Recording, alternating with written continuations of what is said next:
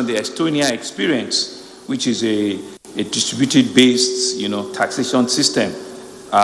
He reminded us as into how we need to ensure that our natural resource work for us, work for the work for the economy, work for our citizens, and how we need to ensure that whilst we continue to say that our tax to GDP ratio is very low, he actually did mention to us that the implicit component of the tax, is actually very high, one of the highest around, where citizens have to, provide some support around water, electricity, and some of the requirements that is needed for them to continue to do business. I think at the end of it all, he had mentioned all the strength and capability that AFDB can bring to bear, how they can support the Nigerian government, how they can support the Federal Inland Revenue Service. He forgot to mention how they can support subnationals like ourselves, but we also need the support. But I think it's important for me personally, an opportunity to sit here, as the biggest subnational in the country, where over 60 to 65% of the VAT collectible in the country are in Lagos. But it also comes with a huge challenge, a huge, enormous challenge. Lagos used to be the seat of the federal government, and so when it moved to Abuja about 25 years ago, all of the challenges are still remaining in Lagos. How do we need to pack the refuse, the schools, the hospital? I've seen a lot of people come up to me today and they've greeted me as the governor. They are working in Abuja, but their family are still in Lagos. So these are the reality that I found myself. But I know that the panelists here, they are all dual citizens. The GMD of NNPC, is my very good friend. Yes, we keep him here in Abuja, but he stays in Lagos. And the two other gentlemen are Lagosians by extension, but they make a lot of money in Abuja. So I will start with my abro who works with Deloitte. They are tax experts. It's common knowledge that the COVID-19 pandemic has affected many businesses globally and Nigeria, last year. The Nigerian government, through the Ministry of Finance and other agencies, released some palliative to that effect. In your view, do you think the citizens and businesses, do they feel the impact, of how federal government and the state have reflected or have been able to take up their issues, given the very pandemic that all of us are ravaged with last year? All right. Thank you so much, Mr. Governor and the Chair. I think there's no denying the fact that the speed with which the country responded to the pandemic, both at the national level and also the subnational. I think there's no denying the fact that a lot of commendation greeted that. The truth is that the size of the palliatives, particularly in terms of the monetary and all of the interventions that were rolled out to the citizens, was determined by the size of the fiscal headroom that we have. So if we judge it within the limit of available resources and compare what the country did with our contemporaries across the world, there's no denying the fact that I think the response from the country was quite commendable, and we could see this also in terms of the global statistics that are rolled out around the world, both in terms of the casualties and how citizens and how the effect was contained. So I think the country deserved a significant measure of commendation. What I also note is that beyond the monetary palliatives that were rolled out, particularly because this is a tax dialogue, I think some of the regulatory first steps, if I can use that word, that we took earlier in the year, probably earlier in 2020, not probably even knowing that the pandemic was going to be that severe, was going to hit us, I think it was quite timely. It was the first time in many years that we're going to see the return of the finance bill, and that's fiscal instrument as a way of helping businesses and helping the citizens. So many of the measures that were contained in that finance bill that eventually got signed were the kind of measures that people were clamoring for around the world. So how do you empower MSMEs? How do you provide, enabling environment for taxpayers, to be able to run their business more efficiently and just encourage businesses with incentives, even from a regulatory side. So when we're measuring the quantum of the interventions, I think we need to recognize that beyond the financial intervention and the physical palliatives and the materials that were shared, even from a regulatory side, we appear to have some bit of foresight that was just phenomenal. The reliefs we provided for micro businesses, the tax exemption from a VAT, from an income tax perspective, virtually every sectors of the business in the finance. Right. Further add to what you've said, for us in Lagos especially, right, directly we were able to come up with palliatives directly that will touch the MSMEs around even the time it takes them to file their returns, giving them a whole lot more room, giving exemptions, waivers to some of our loan, some of the people who've given, some of the small businesses given loan to using, our Lagos State Employment Trust Fund, they will give them waivers, and grants, and just ensuring that they have enough cushion, to be able to stay afloat. I'll go to the GMD, and from what Dr. Additional also said, your sector is so very critical, to the country. And he did mention that, we need to look at what and how we're getting, all of the requirements from the natural resources, and that we should always use it, to cushion the effects, and we should do it in a fair and a transparent manner. Given the issues around the extractive industry, which is set to have accounted for about 60 billion of illicit financial inflows, would you say they've made their fair share of the taxes? And how would you react to this? Do you think Nigeria and indeed all of us are getting a fair share, from our resources, and from the extractive industry in which you're a major player? GMD. Thank you very much, Excellency, Chairman. And I think what's very important to note from the traditional statement is that there should be fair and transparent taxes, particularly from resource taxes. And it's also true that there's significant overdependence on petroleum revenues in all forms, taxes, royalties, margins that the national oil company makes, and so on and so forth. But what's most significant, Excellency, is that there must be a concerted effort towards expanding the tax net.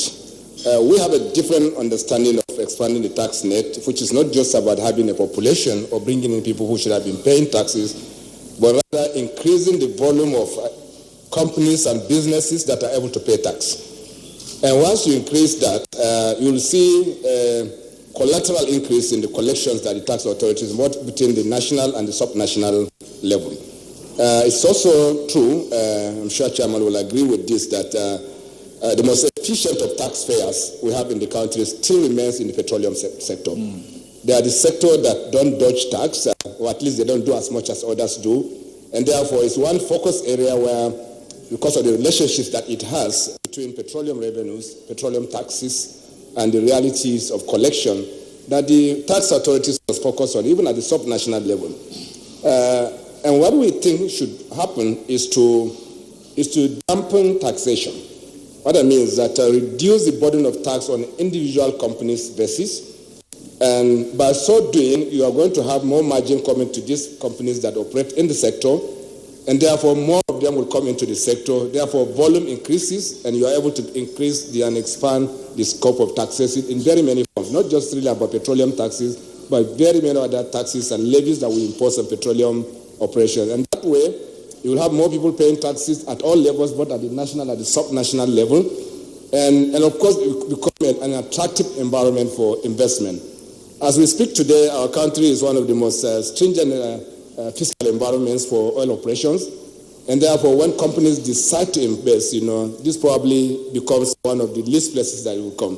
And that's why we are working with FRS, all the rest of the government team, to ensure that we have some amendment to the petroleum legislation, especially in the fiscal space, so that more people are able to trust our system and you see the more competition that we can create in this country so that people can come. And doing that means because you are dealing with an industry that is used to managing risks, industry that is used to manage transparency, because transparency is a critical element of the oil and gas sector. It's a global practice.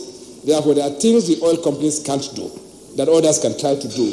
And therefore, if you're able to increase the investment in the oil and gas sector, in the gas sector and so on, you will see more and more taxes will come, not necessarily directly as petroleum profit tax or even as royalties, but because there will be collateral taxes that will come. Thank you.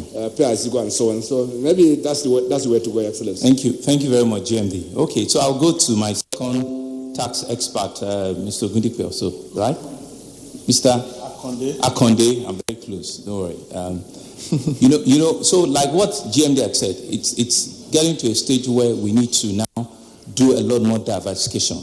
And our guest speaker also said it, that about 60%, of our people are still in the informal sector, right? But in terms of compliance, in terms of adequacy of what they do in that sector, is still, very, very poor, and it's not. So we're not asking for any increase in rate. We're just asking for coverage and having them, being formalized and being under an umbrella where we can monitor. As a tax expert, what do you think government can do differently, or what are they doing that they can improve upon to be able to drive a lot more of the informal sectors into the coverage, and we can broaden, the tax coverage that we're currently seeing in the country now? Thank you very much, Mr. Governor and the Chairman. Clearly, what we need to do, we have started on that journey by having a policy of deliberately moving away from direct taxes to indirect taxation. Experience all over the world has shown that the rate of compliance and amounts collected is more when your tax system leans more towards indirect taxes. Because with indirect taxes, it's tied more to consumption. It is easy for you to avoid paying the taxes. You have the choice. But if you decide to get engaged with certain transactions, you cannot run away from that tax. One of the pillars of a good tax system is ease of collection. Yeah. And with indirect taxes, the assessment, the administration of tax is simpler. So as we move towards indirect taxes, the things we should be doing is to increase the taxes and levies that can come through that route. The other thing that we need to do is stakeholders engagement. The informal sector, people try to avoid taxes, run away from paying taxes, to look for justification, the issue of accountability. But with constant engagement and taxpayer education, which I believe FIRS is doing, but they need to increase activity in that area. When people are aware that this is an obligation and it is in our interest to pay taxes so that we can have that moral authority to question our leaders as to what are they doing with the resources that has been placed at their disposal to take care of our needs in terms of infrastructure, security, and all that. A person that has fulfilled his own obligation will have that authority to question the leaders. And so to that extent, we need to educate people, the citizen, of what they stand to benefit by doing their own bit of this social contract that we have with ourselves. Thank you very much. I think we cannot but continue to re-emphasize it, especially for someone like me that is sitting here politically. It's a social contract between citizens and government, and we must continue to ensure that we play that role and we play it very well. I'll go back to my other tax experts. And I think Mr. Akonde started it around digitalization and ensuring that, in the space that we find ourselves now, especially given the C-19, the COVID-19 pandemic that has been ravaging the world in the past 12 months, we cannot lay it down that digitalization is so critical. Ability and capability to be able to, attract the collection of this tax. Do you think we are doing enough in this part of the world? And how much of digitalization do you think we can bring to this space, such that, like he said in the informal sector, such that a lot more people it can be accessible, it can be, affordable, and the cost of collection, can indeed go down, so that we can get a lot more people, around. So speak around in the pandemic era, what would digitalization do, to our collection space? Thank you. Right. Thank you, Your Excellency. So have we started? Are we on the right track in terms of the direction of focus? The answer is yes. Are we doing enough? I think if we take a census, even in this room, I think everybody will probably have their hands lifted that there's a lot more that we can do. But what I think is important is, first of all, the awakening and the realization that this is the ace to the problem and the challenge that we've been facing around dealing with the paucity of funds that we're having in the country. The potential is there. We have the population, we have the largest size of the economy on the continent. We need to be able to measure this and compare this also with the size of our revenue. And so if we do that analysis, it is clear that there's still a lot of gap. So how will technology or digitalization, how will it help? There's a lot that can be done when the ease of payment, the process of administration from end to end, from the assessment, in fact, from the identification of the taxpayer, the enumeration itself, to the assessment, to the collection, when there is a seamless flow across that makes it almost practically impossible for you to be outside the net and to avoid paying the appropriate taxes until we're able to do that. Have we started? Yes. On the FRS with LIRS and many of the state internal revenue services, you see a lot of effort in this area. But I think we can integrate more. And the way to start, or the way to approach this, is to make the process a lot more holistic. I think we have technology automation for certain aspects of the tax system. We need to have it as a single thread that runs through. And what I mean is, we tell taxpayers to say, look, you don't need to come to the FRS to come and drop a check or make a payment, go to the bank or pick up your banking app and make a transfer. Some systems, some revenue services have been able to say, you can even upload the form online, and then once you get your code, go to the bank and make the payment. But this system needs to be seamless, beginning from the identification. We still have a large percentage of the potential taxpayer that are either not caught within the tax net or are still able to be outside. There has to be a system. The national identification system that is ongoing, the BVN system that is ongoing, the national taxpayer database that we're doing, I think there can be a lot more effort put into this to make sure that everyone that is potentially liable to tax is first of all identified and recognized within the system. And that can also even go through to the informal sector that we're talking about. Because if you look at the informal sector, we often use the term to describe every other player in the economy that probably hasn't got a formal business structure. But a huge percentage of these still use the banking system, even though they are informal. So maybe they're not operating with their legal entity, they are operating through their personal bank account. So somehow, it's not all of the informal that is informal. There are some bit of formal informality, because they're using the banking system and all of that. How can we make sure that for as long as you do that, you're recognized? So that's first of all. And that system links directly to how to recognize and assess your income for tax.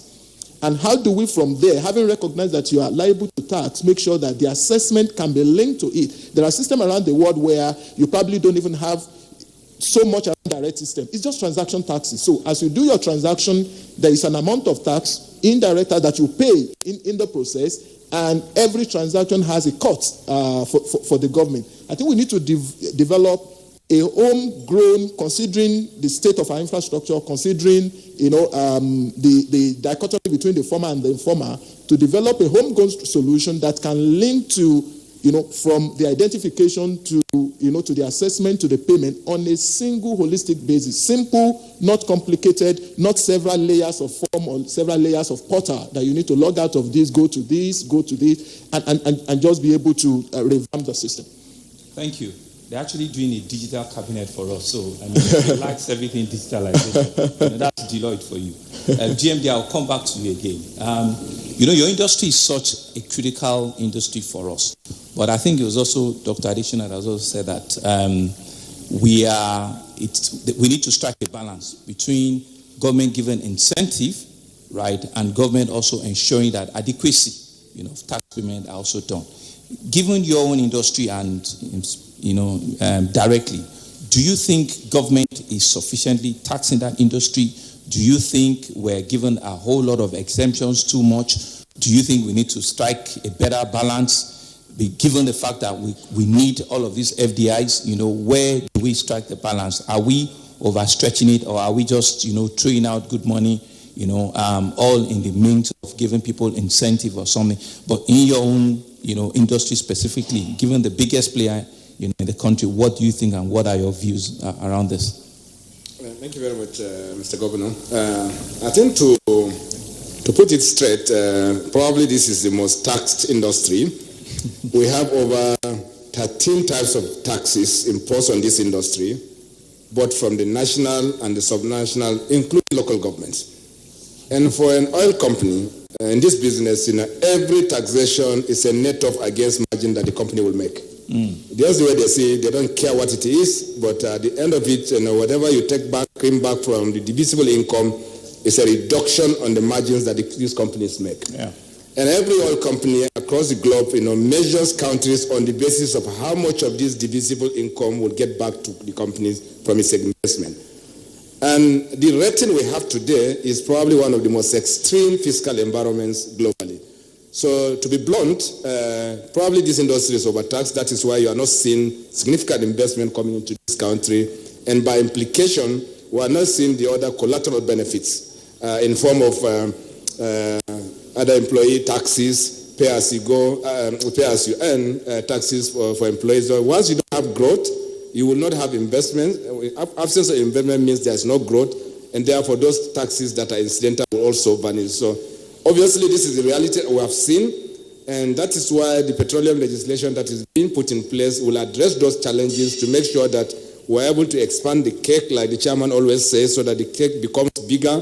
And then when you pick a part of that big cake, it will still be significant. There will be no pain on the investors, yet you get more from it. I think this is really what is happening. Okay. Thank you very much. Mr. Akonde, we'll take a different dimension to this again now. Dr. Additional also mentioned around the implicit, taxes. We usually say that our GDP to tax ratio is always one of the lowest in Sub-Saharan and Africa, but he was able to bring forward some of the additional costs that our citizens also usually have burdened with. But hey, on one hand, we in government, and me sitting down here as the government president, we in government always push, that our citizens have a civic responsibility to us. They must pay their taxes. If they don't pay the taxes, we cannot deliver, the social good on it, of it, And on the other side, the citizens also ask us for accountability and transparency. What are we, So from your own perspective, given a player in this industry, where do we strike the balance? Which one do you think comes first? Because the government can also say, if I don't get this tax, I cannot also deliver on social good. But the citizens are saying that I don't trust you so much, so I will not pay your tax, but I want you to deliver these goods. How do we strike this balance? Which one needs to come first? And how do you help us, take this conversation forward? Thank you, Mr. Governor. I think both has to go hand in hand. Speak into the mic. Yes. The two has to go together. Which one comes first is a matter of imagination. Let's take it this way. Government has a responsibility to deliver service to the people. The people has an obligation to pay taxes so that government will have revenue. Now, we are in an environment where our current situation is that it is very easy for people to find justification. The fastest thing that comes out of a potential taxpayer's mouth is, what are they doing with the money, sir? So, for me, I think the starting point is for us to begin to show certain things to build trust. I mean, you are a governor, sir. I'm sure one of the first things you tried in your first 100 days is to do certain things so that the citizens can believe that we have another action governor on seat. So it's the same. We must do certain things, maybe from resources from other sources of revenue, provide those things that the citizens were yearning for as a means of like a carrot, so that we begin to close that gap of excuses for people to run away. It's very easy to say, look, you are doing something against the law. The fact that you don't see what they're doing with the money is not an excuse not to pay. But that would not be the way to go, because you need to ensure voluntary compliance. The best way to administer taxes, to ensure revenue growth, is for people to voluntarily comply. And for people to voluntarily comply, you need to make the environment friendly. You need to show results, accountability that Dr. Additional mentioned. And we all have to have that education, that it's a responsibility that we should not be looking for excuses for. And in doing that, we have to be able to show some examples of the good things that government is also doing. That way, over time, more and more people will be convinced. But the easiest, the simplest taxes to collect is transaction taxes, indirect taxes. People pay without even knowing they're paying. And that reduces the conflict and the efforts and the cost of collection. Thank you very much. I think it's been such an interesting conversation this morning. You can see the cream of the experts that FRRS have given to me this morning to bring forth this conversation. In closing, what I want to say is I have listened to the ideas that has been espoused by Dr. Adesina. I take forward the conversation around how do we help the youth, the young entrepreneurs amongst our citizens. How do we ensure that we can actually, deliberately support them, reduce their tax burden when they're just starting youthpreneurs or whatever name we call them. They're all young entrepreneurs, and so they need that support for them, especially around this COVID period, for them to be able to stabilize, their businesses and understand what is expected of them going forward. And I think it's also an opportunity for me personally to challenge FIRS again, that for us in subnational, we see you as big brother, but we're watching you. We expect that indeed, that in fair play, we need a lot more, because we're the ones that are closer to the citizens. We're the ones that actually feel the yearning. And like what all of the experts says, when we get a lot more from you, we can do a lot more for our citizens, and by extension, the trust that is in short supply, we can all rebuild it, and we can indeed build a bigger nation that all of us will truly, really be proud of. I want to, on behalf of FRS, thank all of the distinguished panelists this morning, and I want to say that indeed it's an honor to be part of the conversation here today at your first tax dialogue. Thank you very much, panelists. Thank you. Thank you, Excellency, and our panelists. So I see that you've summarized. We were trying to get some feedback. Let's take questions. Mr. Chairman, FRS to join them. Sir, Chairman FRS, sir, would like to join them for the pictures, for the photographs.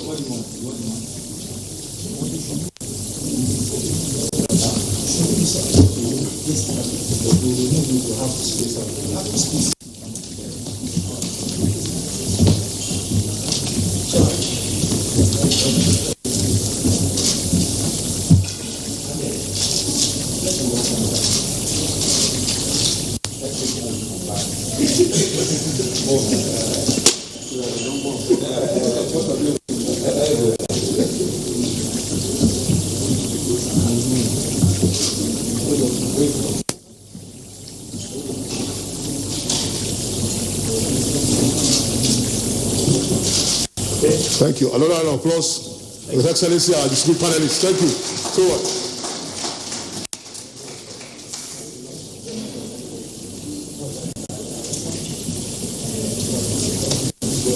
Thank you.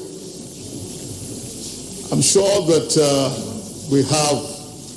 there might be out there among our participants questions and comments based that we'll have loved to engage the panel on, but His Excellency has to leave for another important engagement. So let's keep those issues handy. We'll be free to bring them up as the dialogue continues. Thank you very much. It's now my pleasure to also call on the next panel 2, and this will be chaired by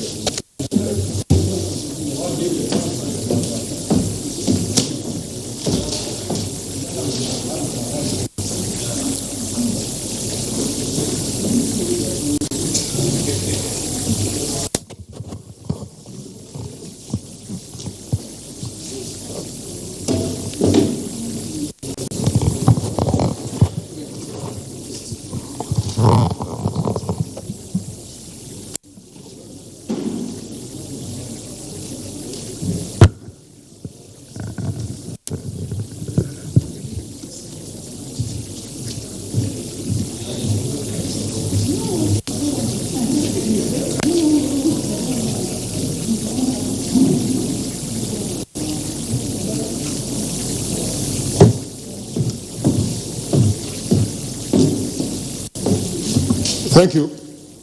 For the next panel discussion, will be chaired by the Minister for Digital Economy.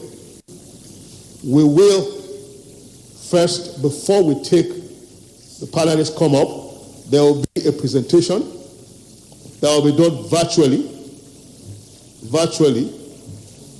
from South Africa by the Executive Secretary of the African Tax Reform Forum, Mr.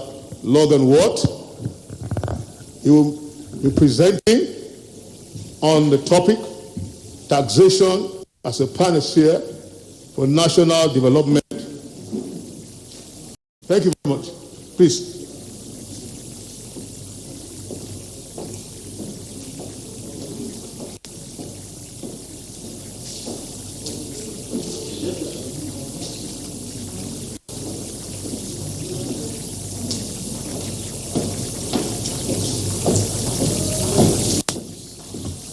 Sorry, Mr. Watt, maybe you need to unmute. Thank you. Thank you. I apologize getting used to the new normal. Your Excellencies, Ministers, Senators, esteemed guests, Mr. Muhammad Nami, Chairman of the Federal Inland Revenue Service of Nigeria, and the immediate past Chairman of the Council, African Tax Administration Forum, all esteemed guests, it is my honor to be present in your meeting today. I'd like to thank you for the invitation and congratulate EFAT and the chairman for the first national taxpayer, for the first national taxpayer day. Post-COVID and the impact of COVID-19 itself has left many scars across the world, including on the continent, and we feel both the health as well as the economic consequences of this pandemic as it strikes us across the world and in Africa. Especially, we feel, together with the health impact, the socio-economic impact. The previous panel has reflected on some of the impact of COVID-19 and very ably reflected on some of the measures that your country, Nigeria, and I can share countries around and the world have taken to bring some relief to taxpayers, especially those in small and medium enterprises, but also wage-earning taxpayers during this time. And so now at the post-COVID recovery, and post-COVID recovery we know is going to be costly. And so that challenge of post-COVID recovery, together one's own national development agenda, the developments of the challenges of meeting the Sustainable Development Goals, the Agenda 2063 of the African Union, these poses huge challenges, and taxation is going to be meeting these challenges. And the previous panel very ably spoke taxation. It was really good to listen to that esteemed panel, and it would be interesting to be there with you to debate some of the issues that they have raised, including whether in fact in a non-COVID environment incentives are in fact beneficial or not, and the regressive nature of indirect taxes. While it's easy to collect, it probably disproportionately impacts poorer people. So that would have been a very interesting debate. But to meet the Sustainable Development Goals, lower and middle income is going to have a budget of around $1 trillion per annum just to meet the goals of the Sustainable Development Goals. The issue is, where will such funds come from? It's important to understand that the global pandemic is both a humanitarian and an economic crisis. And the impact will be felt for a long time to come. 60 million Africans, in addition to the current numbers, will be pushed into poverty and food insecurity. And about 110 million African children and young people will be out of school, in fragile healthcare systems, and slow economic activity and the economies will increase unemployment and debt while decreasing remittances, development assistance, and domestic revenue. And all of this is going to impact on our ability to meet the Sustainable Development Goals. And next, we talk about Agenda 3. And that agenda talks about building the Africa we want. And it has aspirations, 7 of them. It has 20 goals. It wants to articulate the next 50 years. And the first 10 years of its implementation plan requires a lot of investment in local industrialization. To achieve this, it is required that the financial resources and the domestic resource mobilization from a domestic economy is supposed to contribute about between 75 and 90% of what must be raised to meet the ideals of Agenda 2063.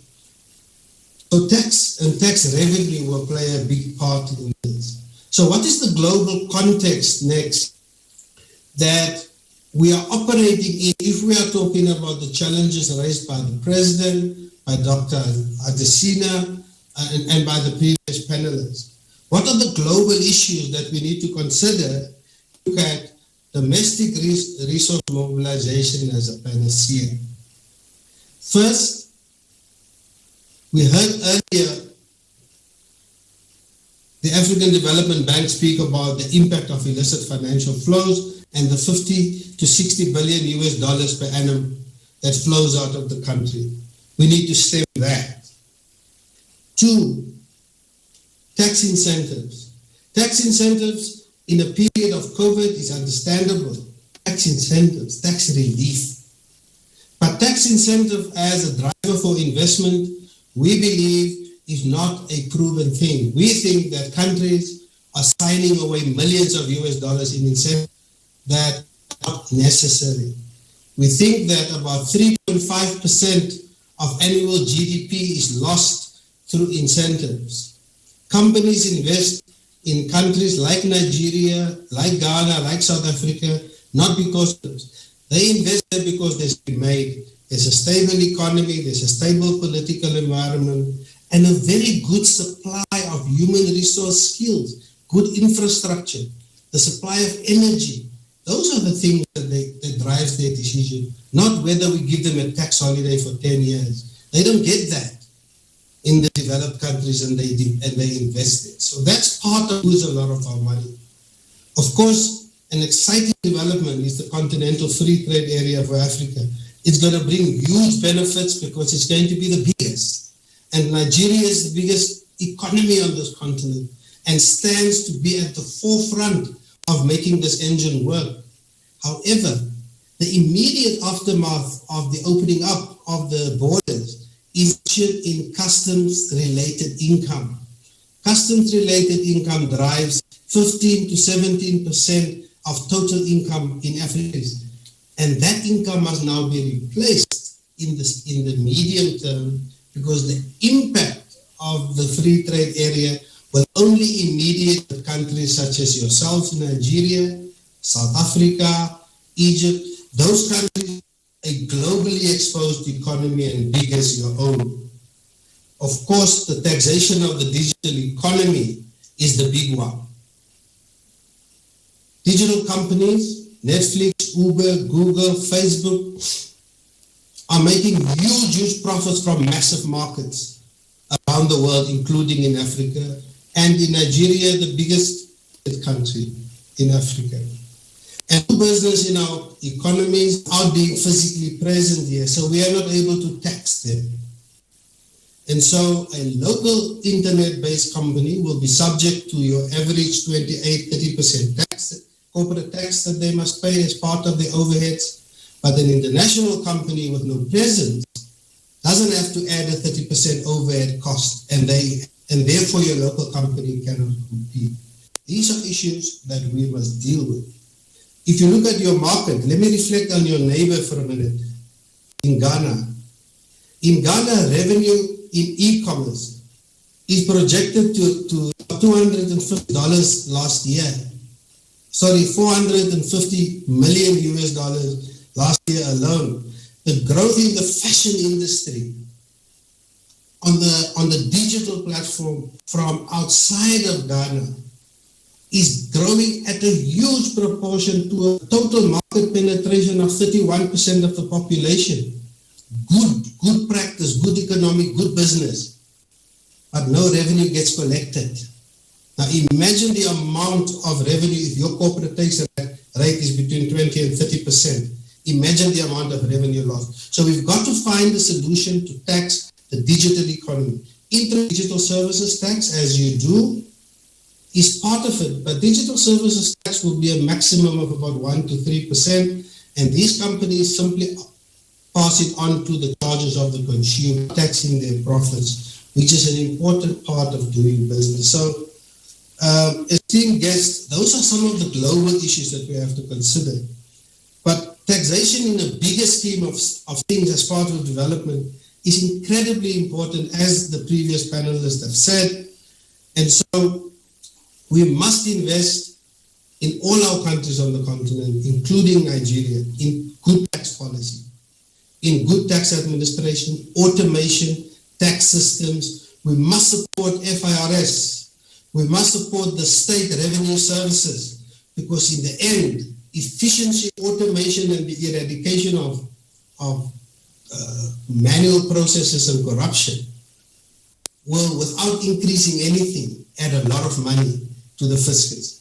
And so if you look at the program that my organization, that was led by Mr. last year, did in Nigeria over the past 4 years, we did a program on transfer pricing for the past 4 years there in Nigeria. And your parliament passed legislation. We really looked at the international tax legislation. An immediate consequence of that was a $90 million increase in your corporate taxation in the area of transfer pricing just in the first year after passing that legislation. So the fruit is low to pick. We must pass the right laws, we must have the best administration, and then we can do that. Of course, good tax behavior goes with good value for money. And as somebody said in the earlier panels, when citizens see what they get for their money, they pay, they are willing to pay. And when citizens feel are fair and everybody pays equally, then their comfort levels increase dramatically. And so national and international systems to facilitate tax evasion and avoidance schemes must be addressed, because that is where we lose part of the $50 billion. Must be fair and progressive, must be transparent. And so what are the ways that we can improve a tax system in any place on the continent? We've got to strengthen tax policy administration, and we've got to do it now. Financial inclusion, making sure that the large informal sector is being supported, work with financial institutions to bring innovation to capturing sales information. So therefore the IT modernization can bring a lot of that. And maybe finally on the improvement of the tax system is globally, there are a number of multilateral initiatives happening that is going to impact all of our taxes in Africa. The main one being the taxation of the digital economy that is currently being discussed in Paris. How we tax the Googles and the Amazons is going to affect the taxing rights allocated to countries around the world. Nigeria is currently playing a leading role.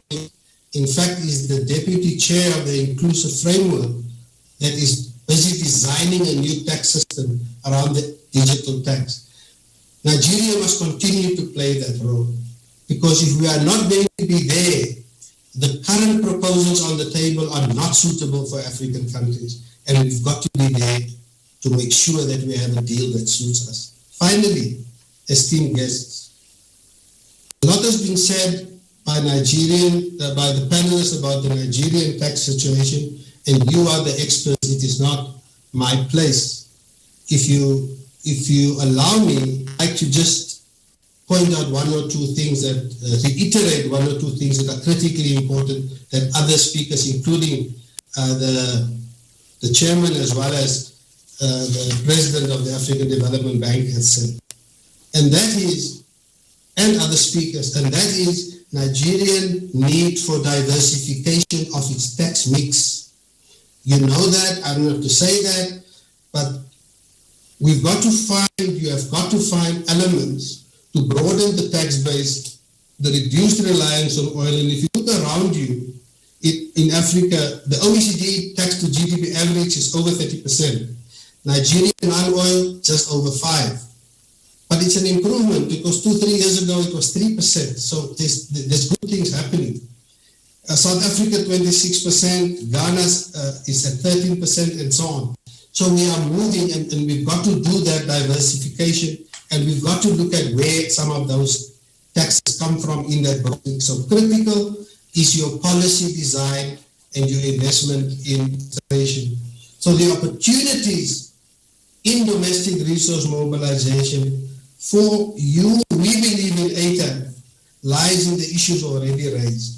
Reforming your tax incentive regime, automating your systems, and participating in the global discussion on the taxation of the digital economy. The other former head of FIRS, Tunde Fowler, is currently the deputy chair of one of the important tax committees in the nations. So Nigeria must continue to play that role. In conclusion, the African Administration Forum of which Nigeria is a founder member and the longest-serving chair, stands ready to support all the efforts of FIRS, the Nigerian government, and the state revenue authorities. We have done so over the past 10 years, and we will continue to do so. And we see that in the increase in audits, in the increase in taxpayer experience, and in the increase in revenue collected by the FIRS. And we can do this through the technical assistance program. That I'd like to thank Mr. Nami for inviting me to this event and wish you well for the rest of your deliberations. The main point is that tax must be fair, it must be efficient, and we have got to give space to small and medium-sized businesses to grow, and their tax bill should not be too heavy. I thank you.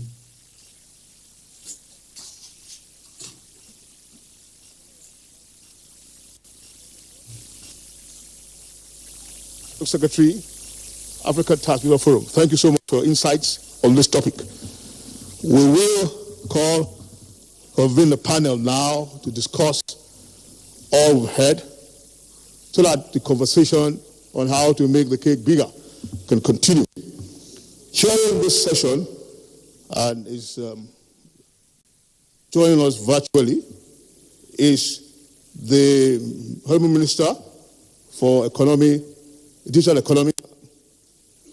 We're hoping that, is he back on now, colleagues? Okay. We will call on the other panelists, to come up. Once are physically here. Professor Telju Shomari, who is a professor of taxation and the former president of the CITN. Let's welcome her to the high table. Welcome her. A round of applause for Professor Shomari.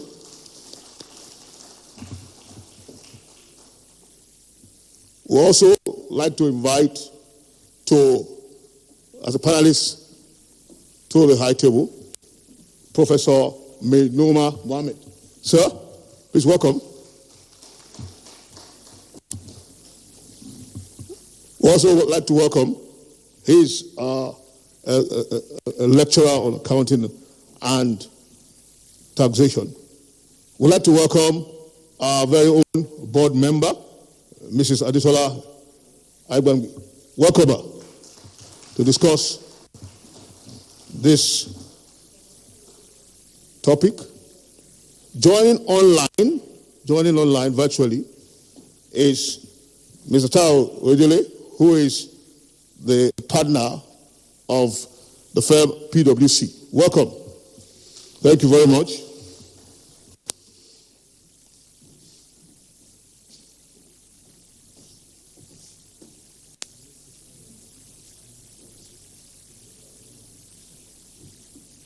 I've been told that the minister had asked us to give him a few moments while we wait. I will ask that the media, as you put up the presentation, while we give the minister a moment to rejoin us.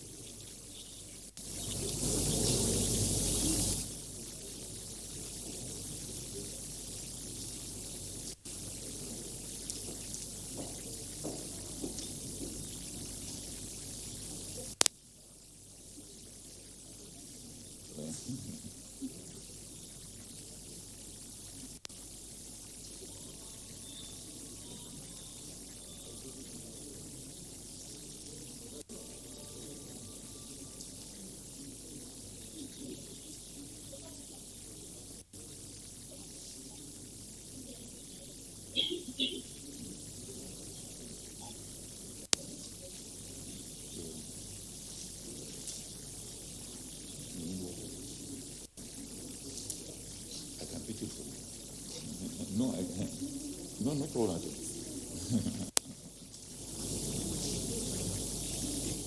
No, it's not difficult, honestly.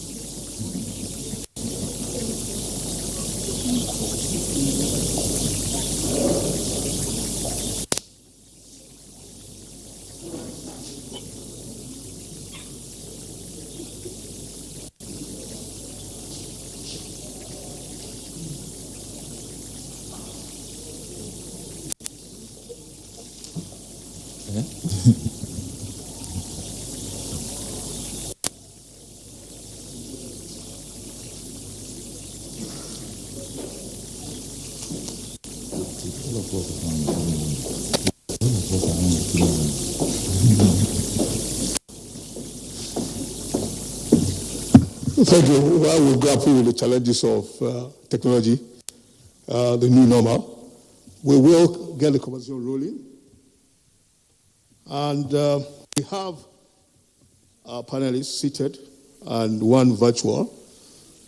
I will start by going to Mr. Tawo Idili.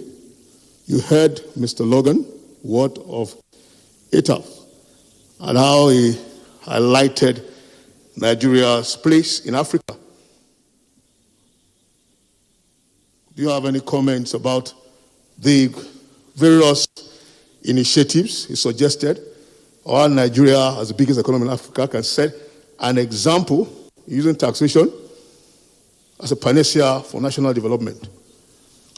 Mr. Oedele? Yes. Yes, thank you very much. Hopefully you can hear me. I do agree. So on one hand, Nigeria remains the largest economy in Africa at a little over $400 billion. And many of us would say, should we be celebrating that? Maybe what could have been is $1 trillion. But then it's still an achievement to recognize and acknowledge.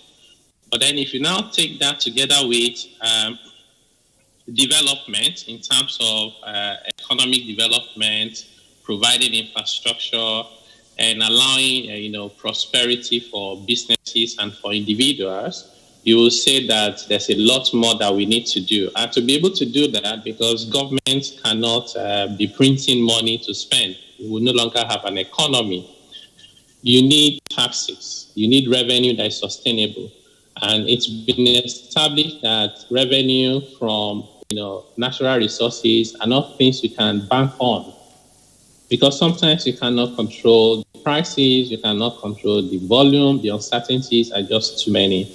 So some of the issues are, number one, do we even agree on what is a tax in Nigeria and in Africa? Sometimes you find policymakers and politicians will tell you, well, that's not a tax, it's just a levy, or it's a charge, or it's a fee. To the person who is paying, they don't care what you call it, so long as they have to pay to government, and they're not getting direct benefit for the payment, they consider it to be a tax. And therefore, when it comes to development, it's a social exchange. For paying that tax, we have expectation in returns about what we want to see for social services, for infrastructure, and so many other things that we expect from government, including providing security for lives and property. So when these things are not up to the level expected by the people, or they don't see leadership by example, by tax authorities, by politicians, by political leaders, then these things are very discouraging and they affect trust. So, but the biggest thing we can do at the moment, apart from addressing the trust deficit, is to use technology more effectively. At the moment, we have many agencies and tax authorities in Africa and in Nigeria deploying technology to just tick a box. And those technologies are not working well. They are not effective, or sometimes taxpayers are asked to also duplicate what they have done online, which is very discouraging. And you find that the fact that you use manual processes and cash payment for taxes makes people to pay a lot more taxes, but government collects a lot less leakages in between. You then find that there are avenues for corruption. The example, of what Kaduna State has done, to have increased their revenue by over 200% in about 2 years by just introducing a law to outlaw cash payment and to automate a lot of their and I think also that COVID-19, one very few opportunities provided by COVID-19 is the fact that it's pushing many people and businesses online. And when you go online, what it does is that there's a track record that can be used for audit. And there's more data for government to use for planning, but also for tax collection. And if we combine all these initiatives, I do believe that we can raise our tax to GDP ratio significantly and use that for development.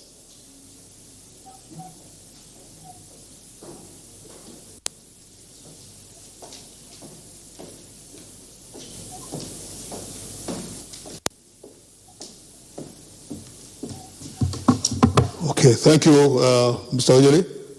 While we await our chairman to rejoin, he's making frantic efforts to rejoin, I will pose this next question based on what Mr. Logowat said to Professor Shumarin. Madam, he talked about one of the ways to improve tax administration, and he harped, especially for Nigeria, on voluntary compliance. Maybe you have a word or two on that. How do we improve voluntary compliance going forward at the level which we are? Because in various tax types in Nigeria, the level of voluntary compliance are not too encouraging. So, your comments in this dialogue, Professor. Thank you. Thank you. Thank you very much. Let me first of all commend the Federal Inland Revenue Service for this initiative. This is the first time that I'm aware that an FRS is having a tax dialogue. I was in FRS for 34 years. It never happened. There used to be tax conferences, but this initiative is highly commendable, and I hope it will be sustained. Having said that, the presentation by Mr. Locke of ATAF, first of all, caught my attention when I was listening to him. From where he was speaking, I saw something on tax administration written like this, and I quote from what I was able to pick. 10 years of building effective and efficient administration in Africa. That's very catchy, and it goes a long way to address the question that have been directed to me by Mr. Edgar on how we can improve tax administration in Nigeria, and by extent to some other countries. Let me start by repeating a quote by Justice Wendell Holmes in 1927. Justice Wendell Holmes said, "Taxes are the prices we pay to enjoy an organized society." There is nothing that can be too far that is true from that. Taxes, if you want to enjoy an organized society, you have to pay taxes. So that is a point that we cannot refute.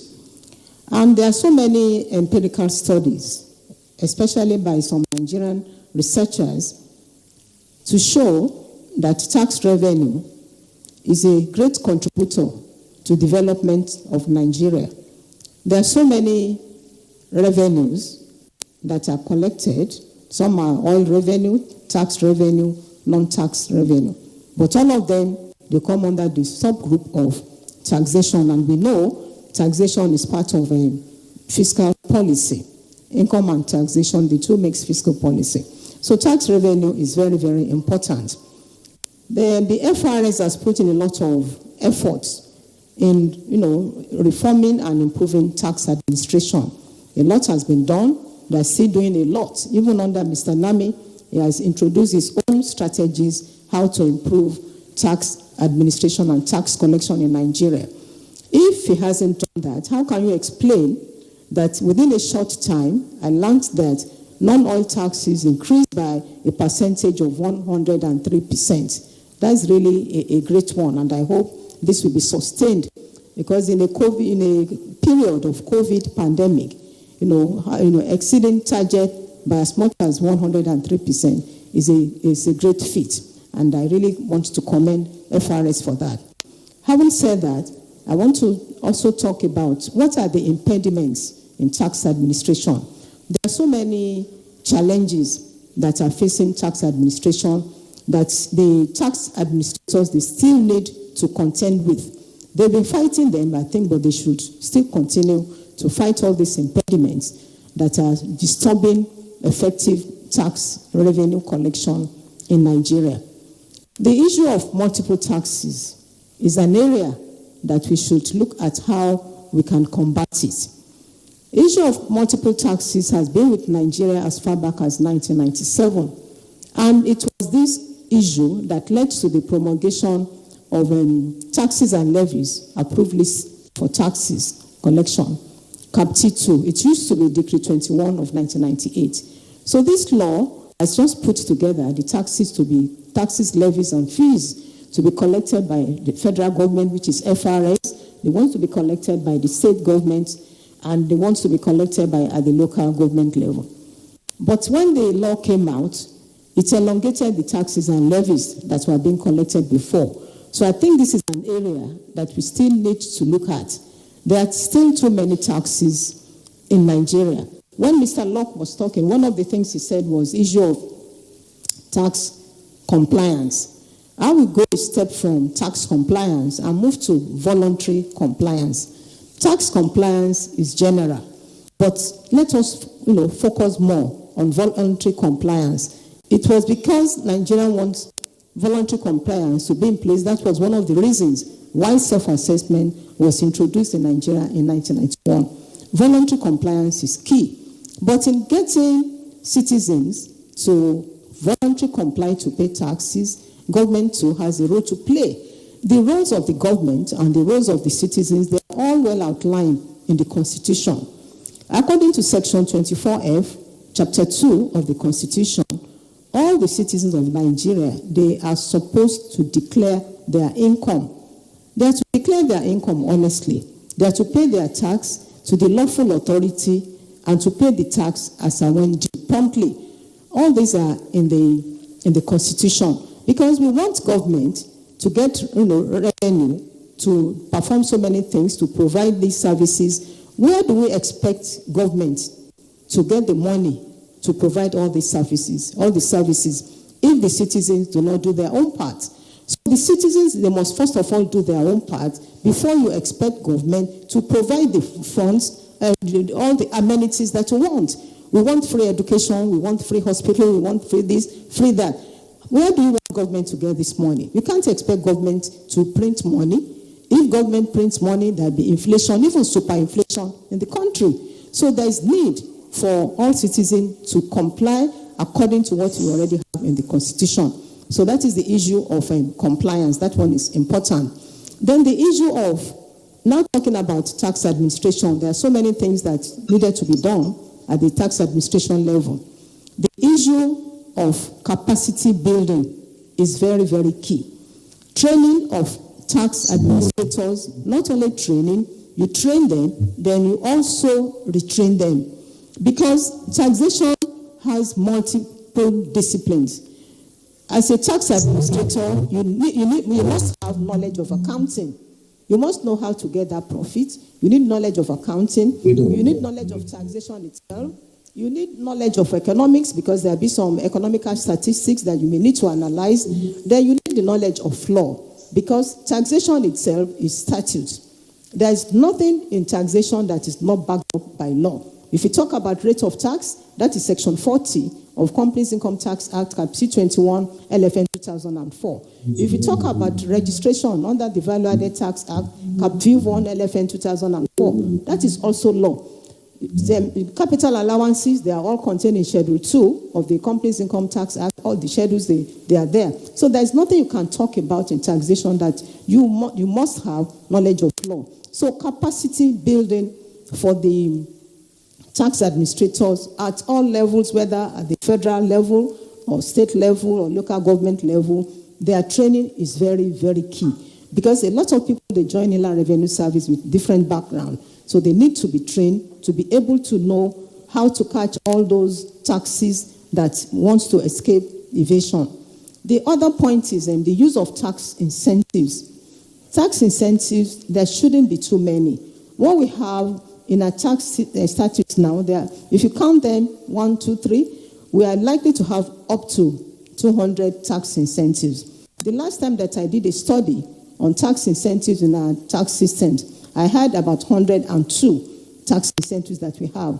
But by the time the Finance Act 2019 and also the Finance Act 2020, by the time the two of them were enacted, we have more tax incentives. Yes, we have more tax incentives. The ones introduced by the 2019 Finance Act and the ones introduced by the 2020 Finance Act, they are desirable. But FRS need to set up maybe a small panel to do a study on the tax incentives that we have, assemble all the tax incentives that are in the tax laws, the one that you have in the Petroleum Profit Tax Act, Cap P 1311 2004, the ones that we have in Personal Income Tax Act, Cap P 811 2004, the ones that we have in Stamp Duties Act, Cap S 811 2004, the ones that we have in Capital Gains Tax, Cap C 111 2004, in all the tax laws, even the free trade zones and so on and so forth.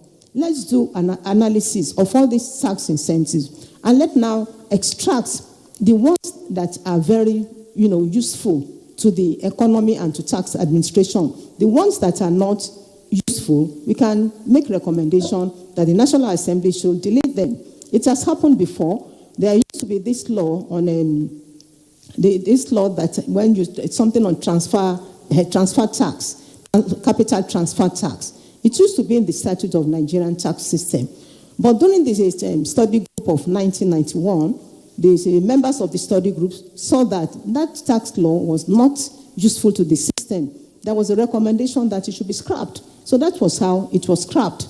Then the other thing I want to talk about that will help tax administration is role of tax reforms. Role of tax reforms in the Nigerian tax system is very, very crucial. We have had about 3 main study groups that have addressed tax reforms in Nigeria. The one of 1991, the one of 2003, then before that time there was one in 1978. All these tax reforms, they have very good output that have translated tax administration into where it is today. So Nigerians should have Federal Revenue Service, through the Federal Ministry of Finance, they should have a plan on tax reforms. Should Nigerians be embarking on tax reforms every 5 years? Should it be every 7 years or should it be every 10 years? We don't have a plan. Many countries, they have a plan about tax reforms. We need to put that in place, that when exactly should we set up a study group to look at the tax system of Nigeria and come up with tax reforms. That will also go a long way to improve the Nigerian tax system. So let me stop here to give others a chance. Thank you very much. Thank you very much, Professor Shomari. We have our chair of the session on. Colleagues? Would like to see him? I hope. Okay, thank you. We have the Honorable Minister for Communications and Digital Economy, Dr. Alisa Patami, is on. And so we will formally start this discussion on the topic, taxation as a panacea for national development. Sir, over to you.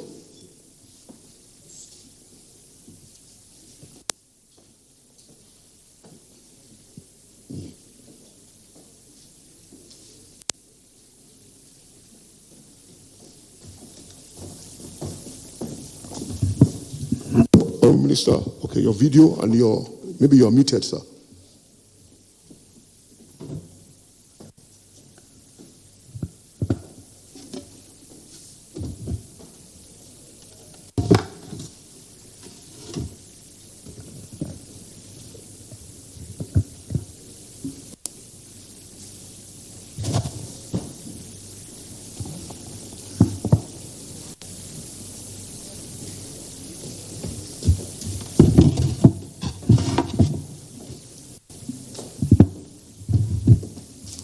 Honorable Minister, you are muted, sir. You need to unmute. The executive governors here present, the Honorable Minister of Finance, Budget and National Planning, Haji Zainab Shamsuna Ahmad, the Honorable Minister of State for Budget and National Planning, Prince Clem Agba, the Chairman of Federal Inland Revenue Service, Muhammad Mani, all other invited guests here present, members of our panel, all other protocols duly and respectfully observed. Good afternoon, and may peace, mercy, and blessings be upon you. Firstly, I apologize for my inability to join the discussion from the beginning due to other personal issues. However, the time given to me was 10 minutes after 1, which is still not yet. We still have 6 minutes to the time given to me. It was because of that I had planned to join by 1:50, that is 10 minutes to 2. And I discovered that the panel was ready waiting for me. So it is more of a miscommunication.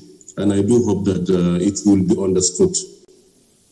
Firstly, I begin by commending the effort of the two ministers and also the executive chairman of Federal Inland Revenue Service, Malam Muhammad Mani, for organizing this first national tax dialogue, which I think is very important, looking at the financial challenges we have in the country, our budget deficit, and many more.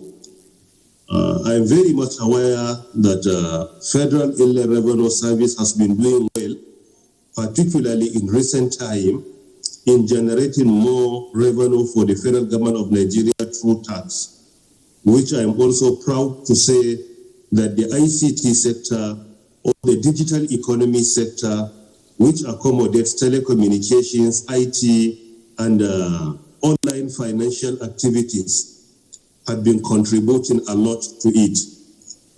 Furthermore, the sub-theme of this dialogue or of this panel is about taxation as a panacea for national development, which I think is also very important because taxation will come up with so many solutions to the problem of income, particularly towards our national development. I think it's very apt. And I'm glad that we have experts in the area that are willing to be part of this panel to contribute to the discussion so that at the end of it, federal government will be able to have something as take away for implementation. I had been informed that Mrs. Amina Mohammed has been dropped and she has been replaced by Mr. Logan Ward, the Executive Secretary of African Taxation Administration Forum South Africa, who has been the lead presenter, and followed by Mr. Taiwo Oyedele, West African Tax Leader, PwC Nigeria.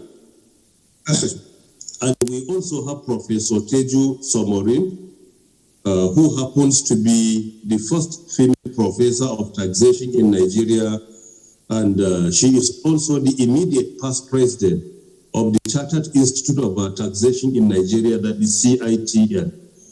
We also have Professor Muhammad Mainoma, who happens to be a professor of accounting and finance from the University of Abuja, and he is also the immediate past vice chancellor of Nasarawa State University, Kefi, and he is the current president of the Association of National Accountants of Nigeria. As part of the panel, we also have Mrs. Adetola Ehile, the partner in the Tax and Regulatory Services practice of KPMG Advisory Services. Based on the information available before me, these are the experts that will be part and parcel of this panel. In no particular order, I will begin by inviting the gentleman sitting from the right side of the table to start the discussion, or let me begin with Professor Muhammad Mainoma to begin the discussion. Thank you. Mr. Chairman, thank you very much.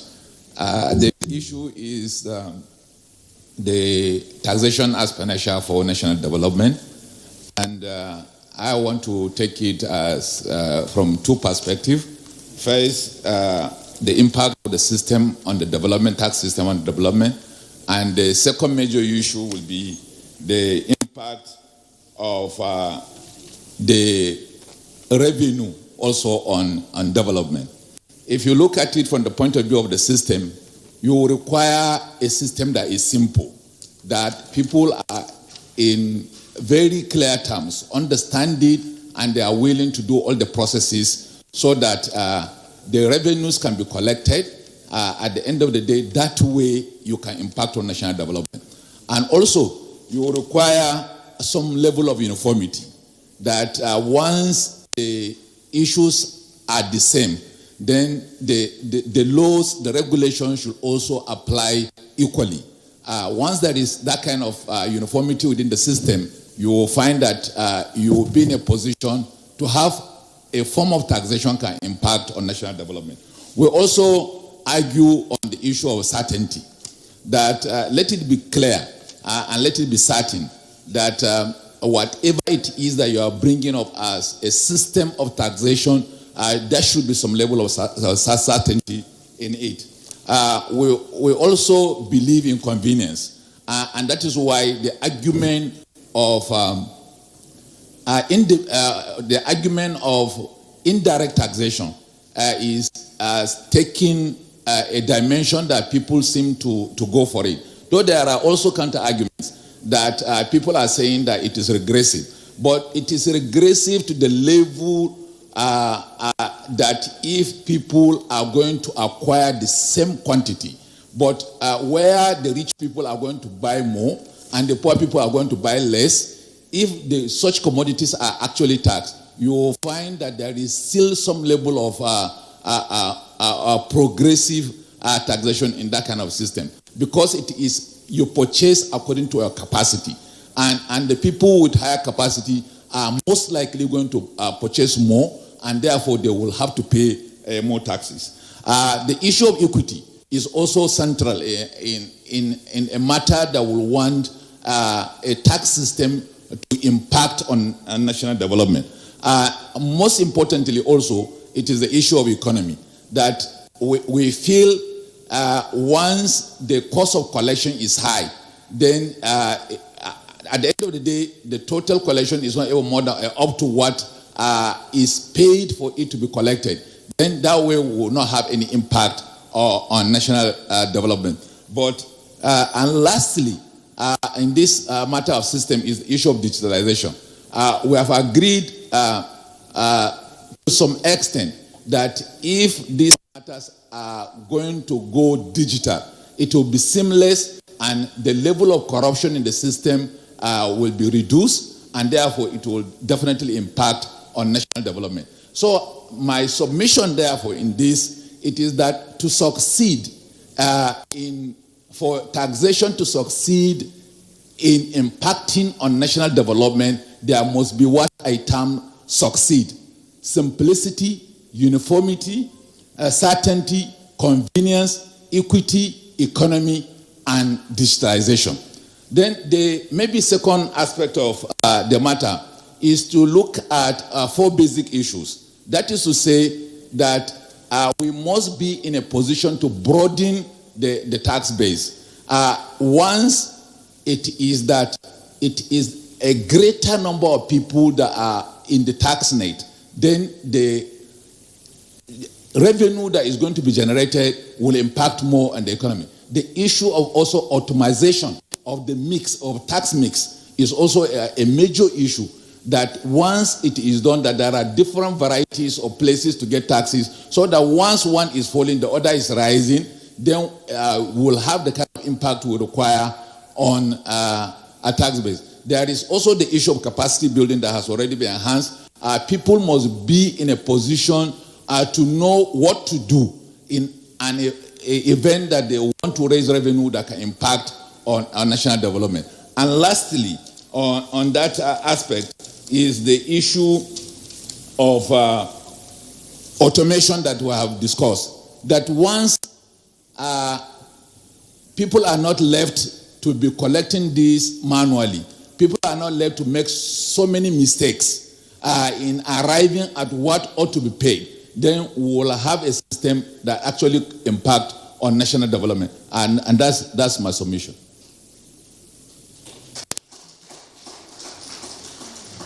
Thank you very much, Professor Muhammad Mainoma, for this excellent submission.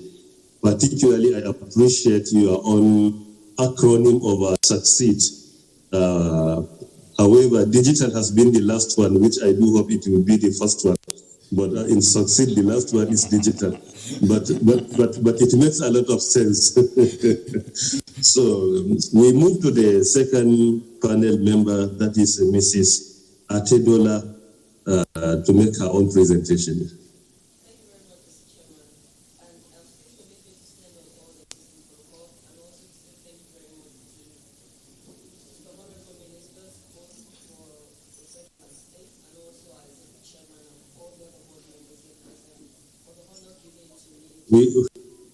I don't know what happened. We can't hear you very well. I think that one they have to. That speaker, they have to off that one. Is it on? Okay. Hello. I'm so sorry for that. I just there is no problem. I can hear you now. Thank you very much, Mr. Chairman. Well, I mean, I would say, if you want, the conversation around taxes is something that has been going on for a while.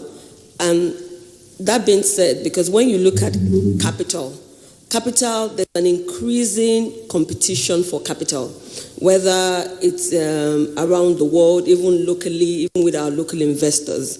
So, and what has been happening is government is now forced to look inward to then say, how can we generate more, to make sure that we satisfy our teeming population and our budding population.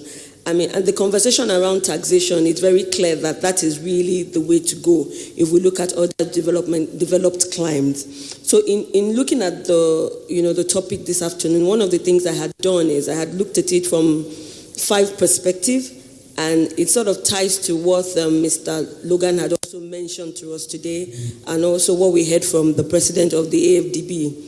And the first one really, I would not make the mistake of professor, so I will start with technology this time around, Mr. Chairman. So I think the big work for the service has already been done. We have really crossed the Rubicon when it comes to technology, which is having the legal framework to support all the things we want to do with respect to technology. So the next step for us as a body, and as the big brother that we are to the subnationals, is that we then have to implement. And when we talk about implementation, Yomi said something earlier on. It has to be from the beginning. So from when we identify, the taxpayer, to when we register the taxpayer, to when he files his returns, he pays his returns, if there's a dispute resolution in the process, and even up to the refund process. So in looking at the entire tax value chain, it is very, very important for us, that as tax administrators, we make sure that whatever it is we're thinking of doing, whatever it is we're thinking of establishing, sort of focuses on the entire value chain so that it's easy for us to collect. Our cost of collection is much lower, and it's also very efficient for our taxpayers and very effective. It becomes very effective for them to also, comply, thereby increasing the conversation around voluntary taxation. The second issue I then talk about as well, because that also come up a lot today, is with respect to what role should incentives now play with respect to our tax administration system. Like every other economy in the world, incentives are usually used for a particular purpose. So I think for Nigeria, one of the things we need to be saying to ourselves is that we need to first of all count the cost of the incentives we've been given.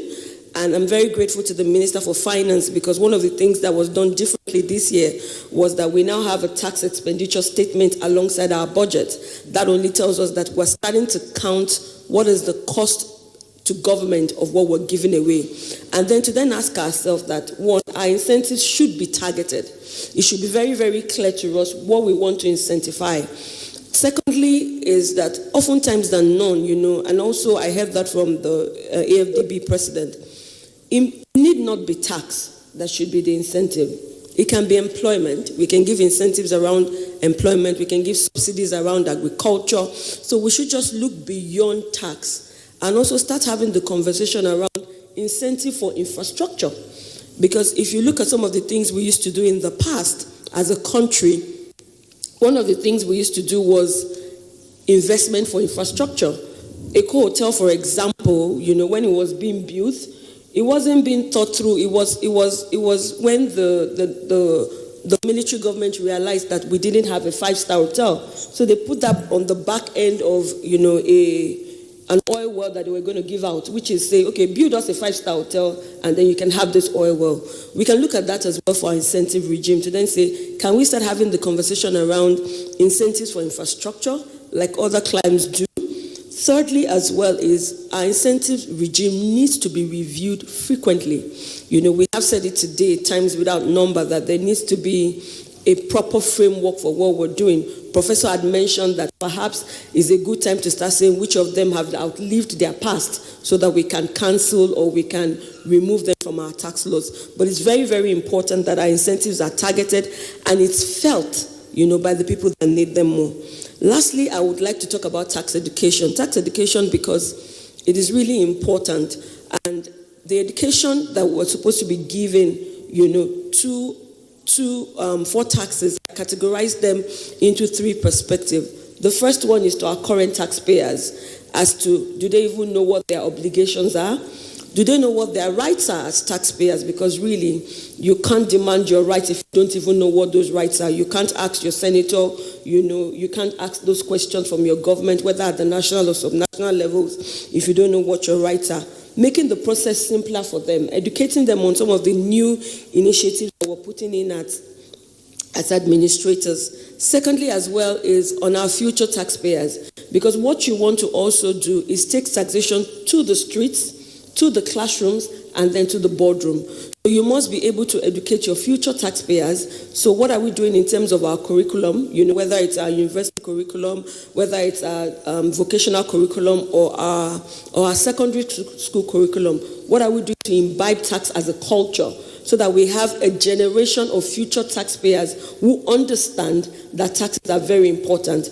And by doing that as well, not only do you have a generation of future taxpayers, you also have a generation of future tax administrators. Because if you look at Nami, he's very old, so he's probably going to retire very soon. So you need somebody else, to fill in the blanks, and people need to come up, to fill in the blanks. Lastly, for me, is also our staff, as FIRS staff. There needs to be, Professor had mentioned capacity building as well. But we need to start asking ourselves, what does the taxman of the future look like? Is he a lawyer? Is he an accountant like me? Or is he an IT person? So do we need to start retooling our tax people? Do we need to start ensuring that they have the right skills for the future of taxation? I will stop there and, yield the floor like they say. Thank you very much.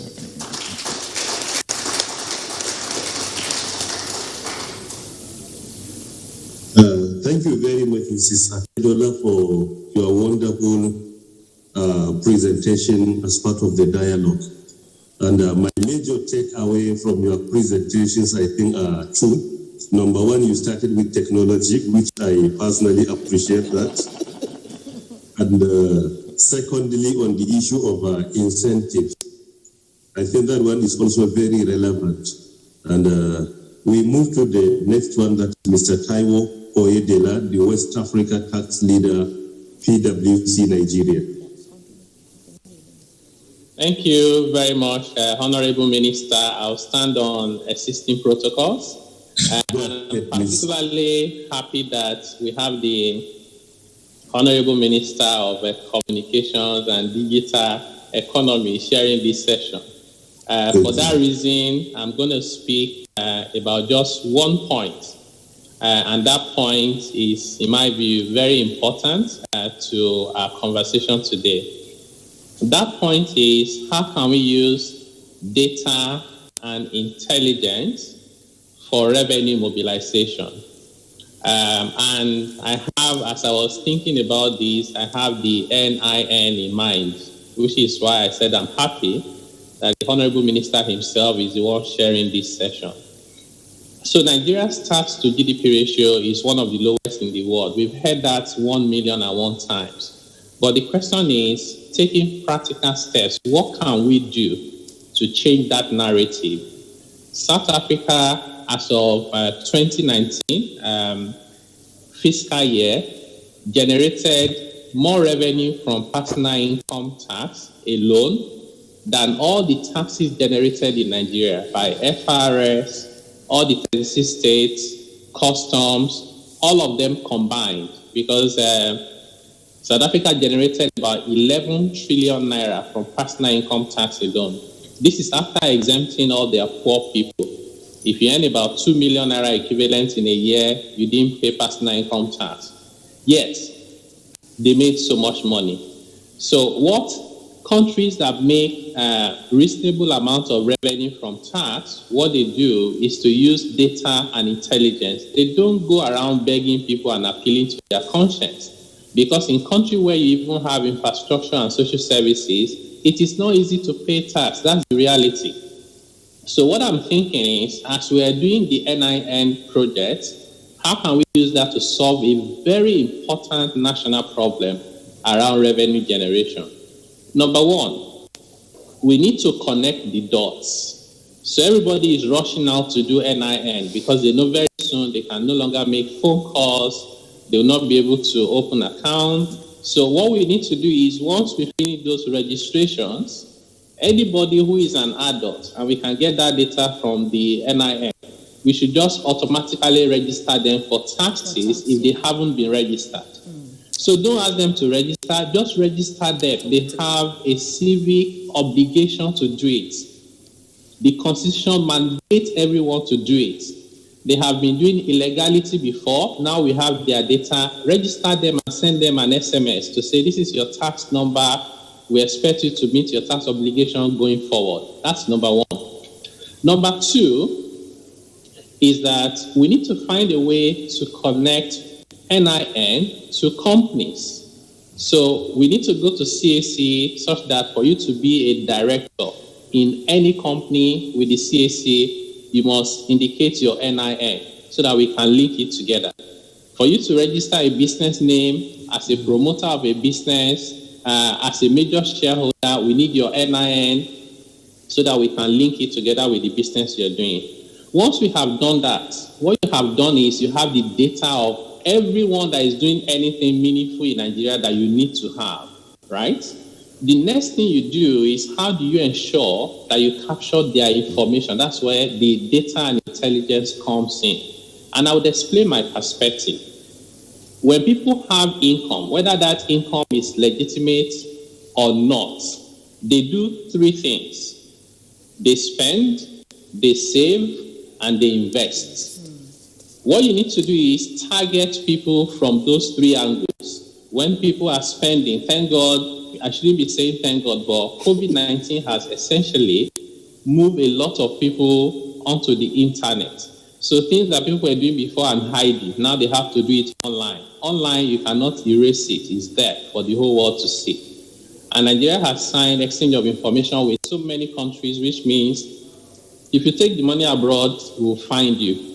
Now, when you link up with how people spend their money, you'll be able to get information from that. Link up with how people save. That's where BVN comes in. Okay, that's where you also link up with how people invest. We need to start thinking about land registry. Can we link everybody who has a land in Nigeria to NIN so we can also link it to tax? Can we link everybody registering their vehicle, right, with vehicle registration authorities? Can we link the capital markets? If you're a shareholder, you're buying government bond, you're buying shares in the company or treasury bills, can we also link with investment banks and asset and wealth managers? Now, when you link all of this together, what happens is you can just use somebody's NIN and you see all their wealth, at least, you see their spending, you see their investments, and you can reconcile it with the tax record if it's not adding up. they have some explaining to do. My view is that this is something that I consider a quick win, and all the agencies working together, Ministry of Finance, Communications and Digital Economy, Trade and Investment, and of course with the lawmakers providing any legal framework where we may run into trouble, and the executive, as we see now, taking the leadership, as well as the FRS and the Joint Task Board, will be able to help us a lot, including when you're even doing custom clearance. Let's link that to your NIN and to tax. And I can, I'm very optimistic. I think we can raise our tax revenue by over 100% in the next 1 to 2 years. Thank you very much.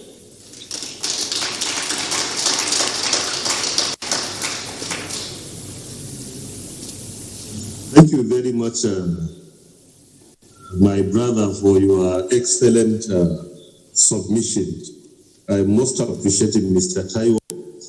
Most importantly, you spoke on my area, that is particularly the issue of national identity number.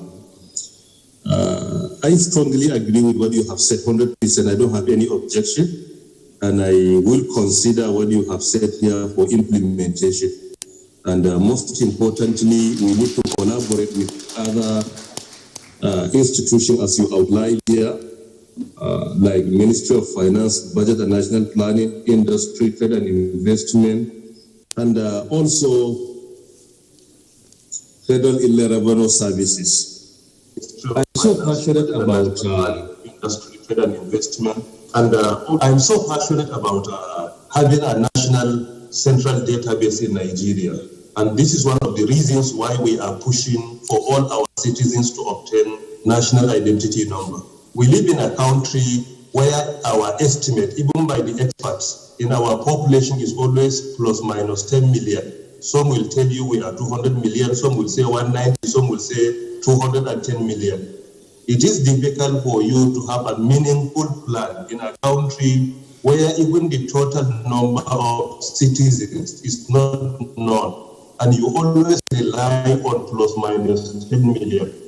And if you look at the law establishing National Identity Management Commission, under Section 5, it is clearly stated that national identity should be the central and national database of Nigeria, meaning that each and every institution that wants to obtain data should leverage on our national identity database. Today, even before we have started this same registration, the database has been captured. Let me say only approximately 20% of our citizens have been captured in the database. As you rightly said, if you look at Section 27 of the National Identity Management Commission Act, it says that citizens are not allowed to renew their passport without national identity number, not allowed to obtain voters card without national identity number, not allowed to benefit from pension without national identity number, not allowed to pay tax without national identity number. They are not allowed to partake in any transaction with government without their national identity number. They are not allowed in any way to purchase land or to sell any property in Nigeria without national identity number. Any form of transaction in government without national identity number for citizens is illegal. And Section 29 clearly stated that if someone commits any transaction or register for vote or passport or transaction with government without that national identity number, he has committed a crime with fine or imprisonment or both of them. But this has been neglected. So it is because of this now we are pushing to ensure that in our country we have national database that will capture our citizens 100%. And that should be the reference point of government in taking decision, planning, and many more. So thank you very much for your contribution. I think we have gone around the panel now. Is there any person who did not speak? I hope we have gone round the panel. So if there is none, then I will go back to Professor Muhammad Mainoma to ask for his input on the issue raised by Mr. Atedola, particularly on how to implement incentives that will be impactful to our citizens. Because even today we have so many incentives, but the major challenge is how impactful the incentives have been to our citizens. What do you think government should do to make sure that incentives are impactful to the citizens? And secondly, as an academic who happens to be a former vice chancellor and who happens to be a professor for many years, what is the best way for the staff of FIS to be trained and retrained on tax collection, tax monitoring, tax regulation, and many more? These are the two questions we have for you based on the issues raised by Mr. Atedola. Thank you very much, Mr. Chairman, sir.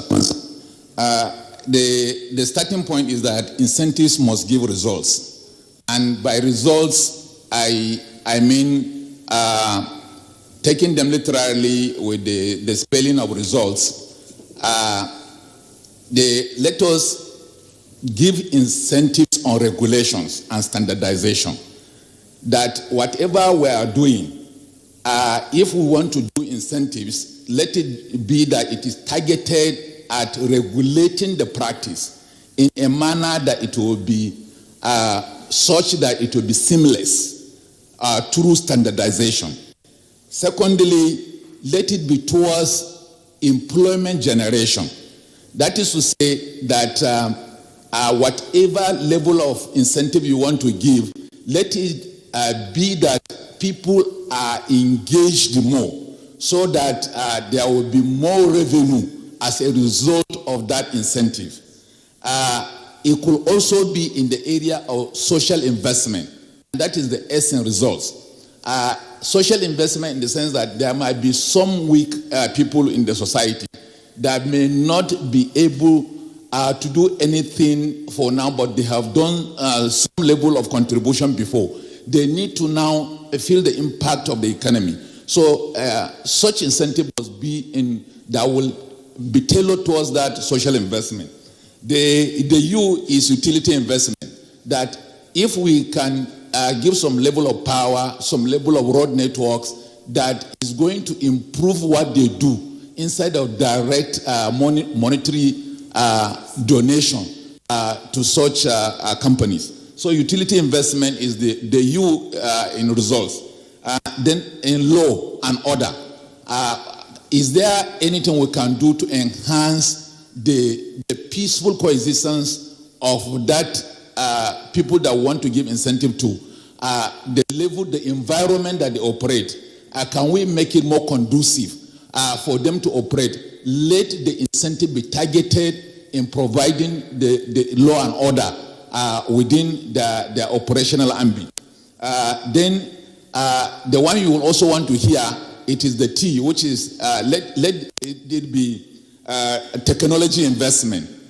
Instead of giving them more, let's give them tools, technological tools that will aid them to do these things better than what they do, so that we can easily generate income from their activities. And lastly, it is the issue of security investment, the one that is going to give them some level of comfort that is going to protect them, that is going to give them a reward in the future. And that is my take on the first question, that any incentive must give results. And I have defined the results as I have mentioned. Then on the issue of level of capacity building for FIRS staff and what they should do, I think they should move towards getting the academy functioning. Some years ago, when I was with the University of Abuja, we have discussed with FIRS that there is the need to have a functional tax academy that is going to look at issues of tax administration, issues of tax policies, issues of fiscal management generally. That it is important that they have a functional institution that can even award certificates, that can generate ideas, that can do researches in the areas of revenue generation and revenue management, that it is important that until they have an established institution that can be focused on the kind of things they do, that will study the kind of things they do, that as it is available in other climes. They will not get the kind of training they require. They will not get the kind of exposure that is desired of a system like this that is saddled with this enormous responsibility.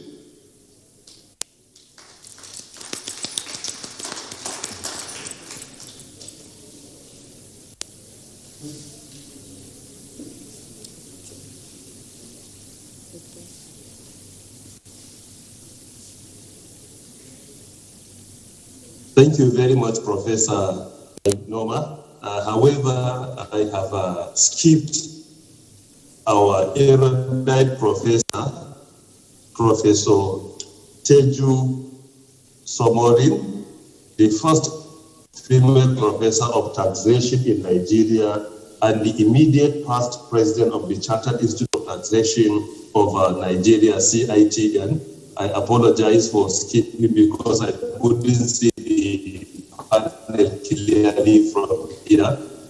And I do hope that you will not report me to my wife so that she will not deal with me on your behalf.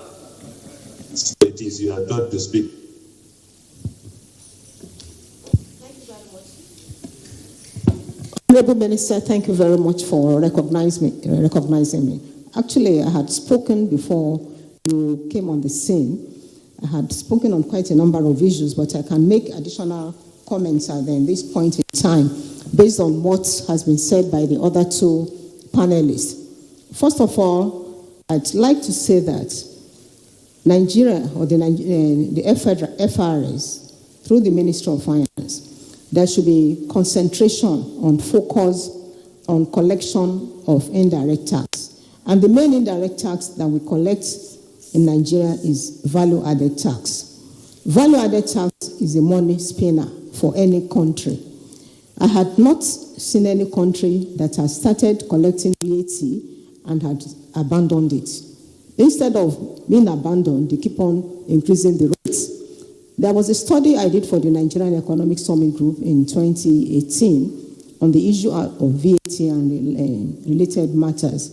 I discovered that countries, they keep on increasing their rates, but there's no country that has abandoned it. Now let's come to the case of Nigeria. Nigeria introduced VAT in 1994. At the time it was introduced, the rate was 5%, for a number of years. The IMF and the World Bank told Nigeria that you cannot collect more than 6 billion from VAT. That was the projection given to FRS that year. But at the end of the day, Nigeria collected 8.2 billion from VAT. I'm just saying this for you to know that we need to focus more on value-added tax because it is an area that Nigerian can get a lot of revenue. By 2005, Nigeria collected 21 billion from VAT. By 2018, VAT moved to 1 trillion mark by 2018. So there should be more focus, whatever we can do on VAT, to make sure that it continues to be a money spinner for Nigeria.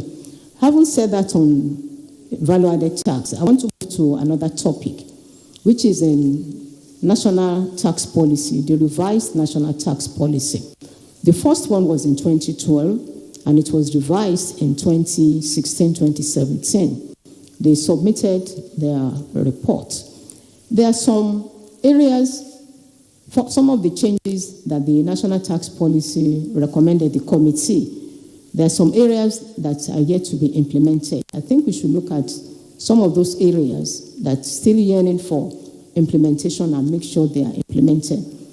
One, the committee recommended that Nigeria should put in place Office of Tax Simplification. They have it in UK, and it's really working well in UK.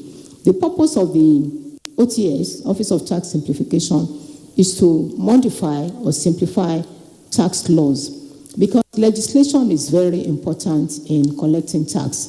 In fact, tax legislation or tax laws is one of the three components of the tax system. The first being tax policy. From tax policy, you move to tax laws. From tax laws, you move to tax administration. Knowledge of tax laws is very important.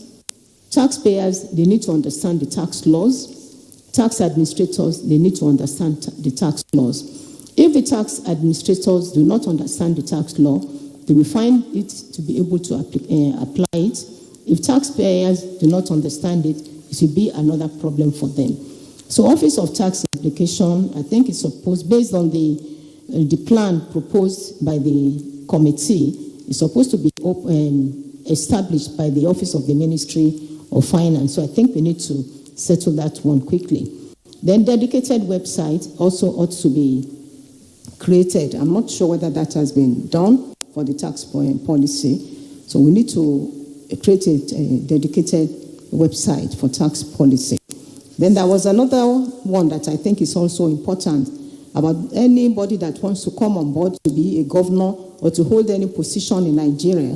They should first of all tell the taxpayers, where are you going to get the tax revenue for wanting to accomplish this position and say that when I become governor, when I become this, you are going to hospitals, they'll be free, schools will be free. So you have to tell them your plan. How do you intend to generate that revenue? Because without revenue, you cannot spend. Those two, they go together. So that one also, we still need to work on that. It has not yet been done. Then the other area, which I've mentioned earlier, is that we need to put a plan in place for tax reforms. When exactly does Nigeria want to be having tax reforms? 5 years, 6 years. Then I want to contribute to what has been said by both the other two panelists, Professor Manuma and Ibeg and Adetola, about tax incentives. I quite agree with their submissions, but we need to ask ourselves, in what areas do we actually need tax incentives? We have to know which areas that we need it. And such incentives, when they come on board, I think it has to be limited. Let them have time. Maybe these incentives that we are, releasing, it may be for a period of 2 years, 3 years, 4 years. So after that, we stop it. But we should not leave tax incentives open-ended like that. Some of our tax incentives, they've been in the statute as far back as in the 80s, and they're still there. Like the period we are now, this pandemic area that we are, this is an area, the period that we actually need tax incentives. So that should be, have some timing. We all hope that by the end of this year, this pandemic will be over. So all those incentives, let them be time-bound, that after so years, they go back to where they were before. So there's no need for them to continue like that. That is on tax incentives. Then the other areas that we need to do about tax administration, we need to do them. And when the revenue is released into the federation account, the money should be spent well, which one speaker has mentioned before. The money should be spent well so that the payers, they will know that what has been collected, they are seeing the benefits of what they have paid. So my final remarks today is that the taxpayer should be treated as king. I picked it from the reports of Professor Dr. Phillips, who was the chairman of the 2003 study group for Nigeria. Their final remarks there was that taxpayer should be treated as king. When you treat the taxpayer well, the taxpayer will pay your taxes. Thank you very much, the Honorable Minister. Thank you. Thank you very much, Professor Teju Somorin, for an excellent submission. However, before you sit down properly, I have a question to you based on the issues raised by Professor Muhammad Benoma, particularly on the issue of uncertainties when it comes to collecting tax. How can government improve certainties with regards to tax collection? On the issue of certainty in tax, yeah. I'm sure, Professor, that issue of certainty in tax, I can trace it. Let me first of all trace the origin, that there should be certainty in tax. And I will give this credit to Adam Smith, an economist and a philosopher. In 1776, in his book, The Wealth of Nations, actually 2 volumes, he propounded a theory, and there were 4 canons of taxation. He propounded the canon of economy, canon of certainty, canon of equality, and canon of convenience. Those were the 4 canons. So what Professor Mainoma referred to, the certainty, is actually a canon or principle of certainty propounded by Adam Smith in 1776. Later on, by the time the National Tax Policy Committee was set up, it was also replicated in the documents called National Tax Policy. First of all, in the document of 2012 under Professor Dr. Phillips, then the second one was under Professor Abiola Son. So the issue of certainty is two ways, both for the tax administrators and also for the taxpayer. From the end of the tax administrator, let's say FRS, for example, because there are three levels of tax administrators in Nigeria: the level of the federal, the level of the states, and also the level of the local government. But we are using FRS for this purpose. FRS should be certain; they should be able to know that, okay, by the end of this year, they should make projection with Ministry of Finance. They should be certain, because Ministry of Finance can call anytime. How much do you think you are able to generate? Because government wants to plan. They are going to budget. It's from what FRS collects and other federally collected revenues, as stated in Section 162 of the Constitution, that they will know how much they will plan around.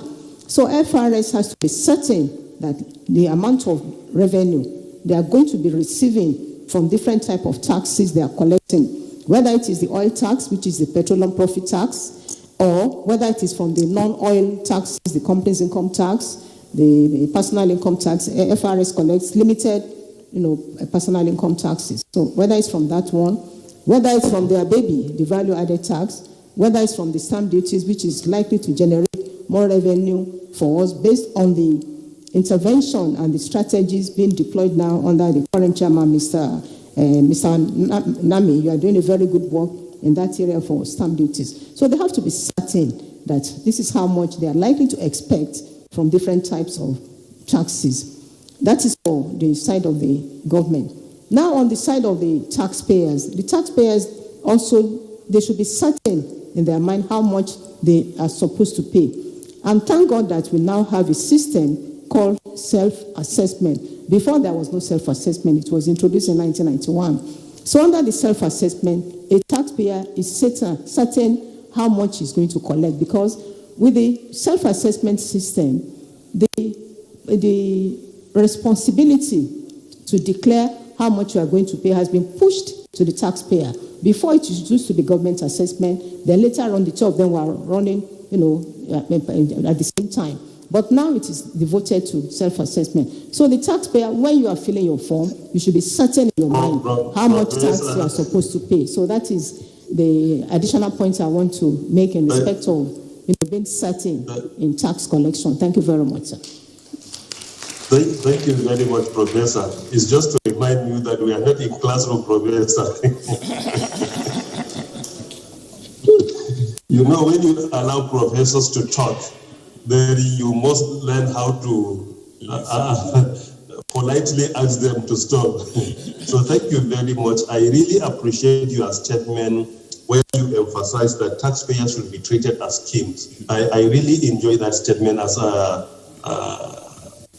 layman in the area. I always agitate for that we must respect the taxpayers and we must treat them and we must create awareness about tax collection and what government does with the money being collected. I think this is one of the most important points I enjoy from your presentation. Because of time constraint now, we will go to the audience and other participants. If there is any question that they are willing to ask, they can identify themselves and go ahead with the question, please. The question, one should introduce himself and mention the panel member that he wants him to respond to the question. We can use the opportunity to take 3 to 4 questions briefly. Thank you, Honorable Minister. Any questions or comments? Please just your hands up so that the microphone can be brought to you. Anyone? Okay, at the end there. Please, right at the end. Hello? At the end there. Right at the end.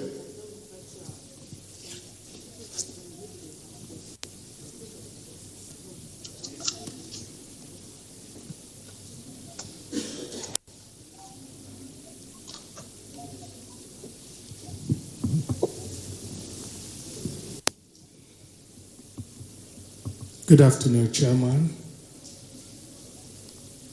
panel of discussants, and ladies and gentlemen.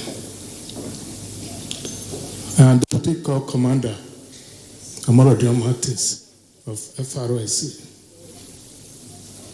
The area I want to kind of comment on is on the issue of using data and intelligence. I want to advise that if we are to launch into that stage, that the JTB, they need to move a step further. Though they come to meeting, they agree this is what they are going to do, but most often you discover when it comes to implementation, some states, they do lower the bar. They lower the bar, they will not follow it. Thereby you see a taxpayer now look for alternative where he wants to get what he needs from the government. So we need to key into that. Since we want to be using him in respect of to capture people into the database. Then my second issue is we are talking of the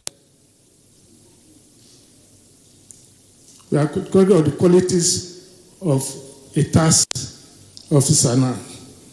According to the professor, he said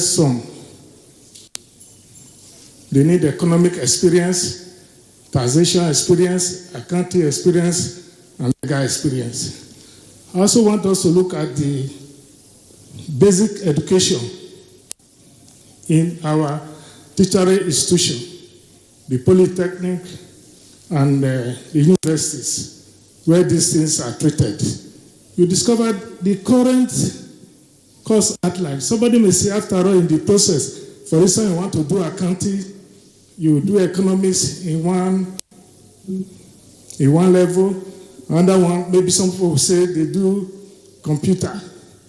But you discover the course content of those courses is not enough to drive the person who actually want to administer on taxation. Thank you. Thank you very much. So thank you very much. Next, please. Thank you very much. My name is Adewale Ogunyomade. I'm a member of the board of FRS. This is a public discourse because there are things that we can discuss at the level of the board. But I just wanted to lend my own contributions, particularly to the earlier discussions, because we didn't have an opportunity to talk at that time. I was thinking about what we could do, and I was looking at from the perspective of how it is important that we enhance voluntary compliance for the reasons that this would draw more people into the tax net, it will reduce cost of collection, and also improve on tax administration, where we can have people come and comply voluntarily. But how do we do this? How do we do this? How do we enhance voluntary compliance? We need to look at the ease of doing business. I know the chairman has been doing a lot of work in this aspect, but there's a need to continue to work on this to make it easy for people to deal with the tax authorities. Need to have simple, understandable tax laws that people can work with. We mentioned about digitalization. I think we are just in that era that to move forward any significantly, we have to do something about this. I think mention was made earlier on today about openness and transparency. And this has to be on the side of the taxman, the tax authorities, and also the larger government to the people. People have to believe that the money that has been collected are being used, and that the taxmen are not just harassing them unnecessarily. But importantly, and I think we need to mention this as well, is the need to use the big stick. It should be such that the fear of the taxman is the beginning of wisdom. If you don't begin to have that fear that if I am caught not paying my taxes, the consequences will outweigh the benefits I may get, people will not come forward. So there's a need for us, having done every other thing, to ensure that when we take a case, we take it to the logical end and make samples for other people, so that in some other climate, people fear taxmen. They fear them, and out of that fear, people make inquiries about how do I pay my taxes, not we chasing after them to come and pay their taxes. Thank you very much. Thank you very much, Mr. Adewale, board member of FRIS. Apologies for not recognizing board members at the initial stage of the dialogue. I was not aware that the board was represented. Thank you very much. Because of time constraint, I think we will not take more questions and contributions. I will only use the opportunity to allow the panel members to have 30 seconds for what I call the last word, starting with the lead presenter, Mr. Logan Ward from the South Africa. He will be given 30 seconds to say his last word, and I will go through the remaining members to say their last words. Okay. Thank you so much, Minister. In the bigger scheme of things, effective policy and collection is successful if we concentrate on the high value items. We should not spend a lot of time on trying to collect from informal, low salary, and spend a lot of energies there. We must look at where the money is in the economy and structure our tax system to effectively collect that. The rest can be done through third-party information, data gathering, as you say, and therefore automation. If we concentrate on the big contributors, not punishing, but collecting efficiently, we probably will introduce a better form of voluntary compliance and a better form of fairness, and probably will improve our collection without adjusting our tax rates. And thank you. Thank you very much. I strongly agree with you, and I have been saying this: we need to orient and reorient our citizens on why paying tax is important, and we also need to win their hearts by justifying clearly what government has been doing with the tax being collected. When citizens are convinced that the money is going to be used judiciously, I believe the issue of voluntary tax compliance will increase significantly. That confidence must be established. Thank you very much. We move to the next one, Mr. Taiwo Oyedele. You have 30 seconds for your last word. Thank you very much, Honorable Minister. I think my 30 seconds, I'll make two quick points. The first one is, in the National Tax Policy of 2017, the recommendation there is to have a National Tax Day. So I have to appreciate the FRS Chairman, Mr. Mohammed Nami, for even starting this conversation. But I hope that this can grow bigger to become a National Tax Day, where we'll celebrate paying taxes and the possibilities that come from it. My second point is for government to lead by example. So we've spoken a lot on how to generate revenue, the need for us to justify to taxpayers and build their trust. But these things will be impossible if government is not leading by example. And that would include political leaders, that would include MDAs. So let's lead by example in paying the right amount of tax and in being transparent in communicating how those monies are being spent and being very efficient with those spending so that we can get the best value for every naira spent. Thank you very much for the opportunity. Thank you very much, Mr. Taiwo. We move to Professor Teju Somori. Professor, you have 30 seconds for the last word. Thank you very much, the Honorable Minister. I'll try to be brief. My last word on this is that government should not stifle FRS with funds. They should provide them with sufficient funds. If government wants more revenue, government should be able and be prepared to release more funds to FRS. FRS should not be treated like any other agency because it was when funding was improved for FRS by way of cost of collection that we were able to see, significant improvement in the revenue collected. So my last word, I'm repeating again, government should not stifle FRS with funds. Thank you very much. So thank you very much. So by implication, you are encouraging government to increase the percentage given to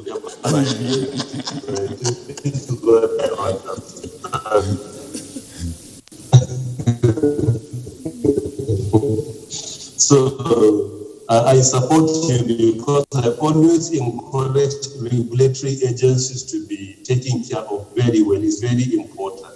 And I think tax collectors will also be part of that. Thank you very much. Then we move to Mrs. Adetola for her last words.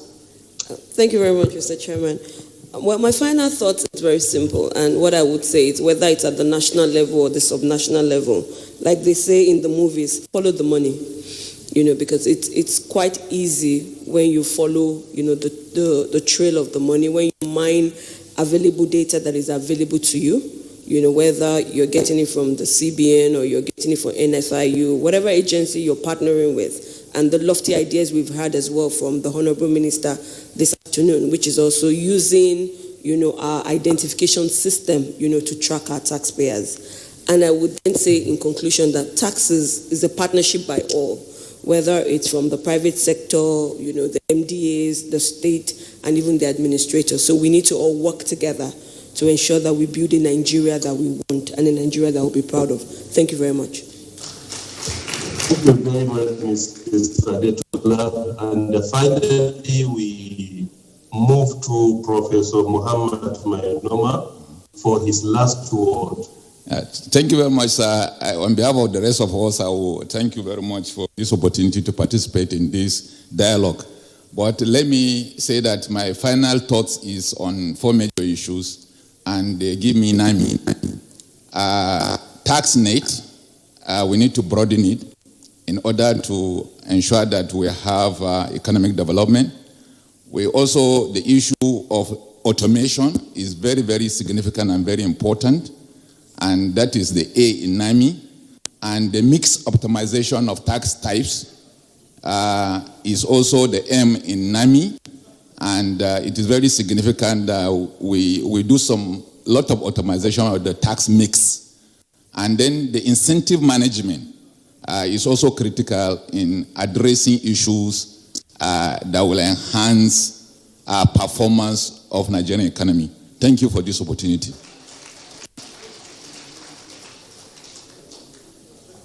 So, thank you very much, Professor, particularly on the issue of automation, which happened to be the second one. So the priority has increased from succeed the last one, digitalization. So now we are second.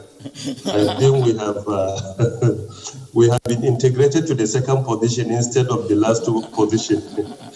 So thank you very much. I use the opportunity to thank all the panel members for their contribution, and also to Everest for organizing this first national tax dialogue.